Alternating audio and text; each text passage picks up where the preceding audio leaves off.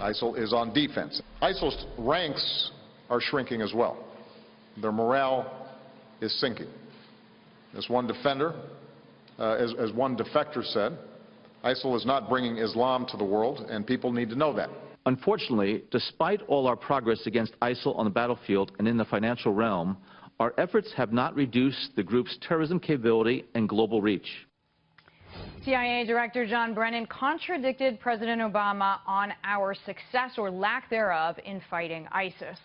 51 State Department officials used a rare, very rare dissent channel to petition a change in the U.S.'s Syria strategy. This document was leaked. So these 51 government employees are advocating for U.S. military action in Syria against Syria's Assad regime.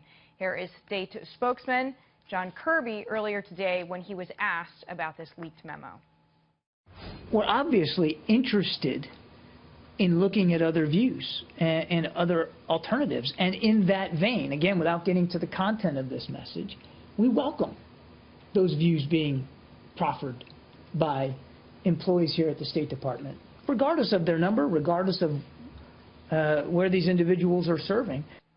With me now, Fox News military analyst, Major General Bob Scales. General, what is your take on this use of a very rare, can't overstate it enough, dissent channel where people are saying we're so against our position, we need to speak up?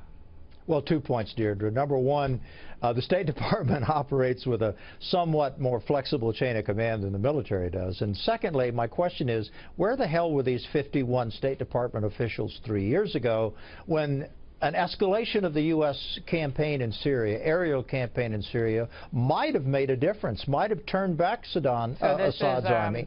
Monday morning quarterbacking. Well, two things. Monday morning quarterbacking, and there's an old saying in the military that as a principle of war, you never try to reinforce failure.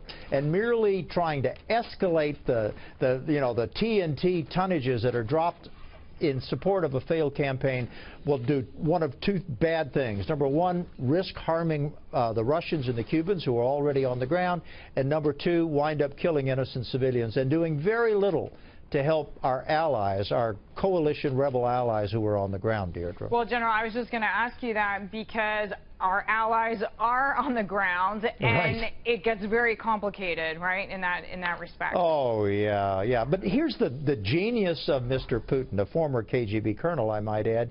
He has managed over the last 2 years to quite literally interpose his own troops, his Air Force, and now, believe it or not, Cuban mercenaries between Assad's army and this sort of rebel coalition, so that any act that the United States tries to do to escalate this campaign in support of our allies will only wind up harming both sides. It's amazing. It's check and checkmate, as they say. Many people have said he's played what was once a weak hand incredibly well. He made these comments, speaking of the Russian president, on our general election. Here's a comment from him earlier. I briefly said that Trump was a bright person. Isn't he? He's bright. I didn't give him any other characteristics, but what I am paying attention to and what I actually welcome, and I don't see anything bad in this, but the opposite. Mr. Trump said he was ready to fully rebuild Russian-American relations. What is bad about this? We all welcome this.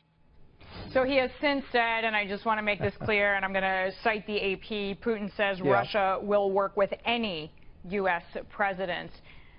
But what is your take? I mean, is Russia our biggest problem right now? It doesn't seem, I mean, it's problematic, but it's not our biggest one. No, it's our biggest problem. Russia is the only country remaining in the world that can assault our homeland and cause catastrophic casualties. Always remember one thing. Whenever a senior Russian official says anything and opens his mouth, he's lying.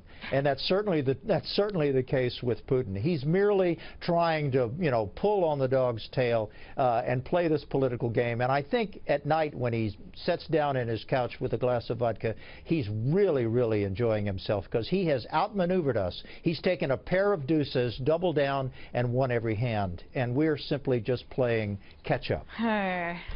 Unfortunately, what you're saying rings very true. We are glad to have you all the same. Major General Bob Scales, thank you, sir, as always. Thank you.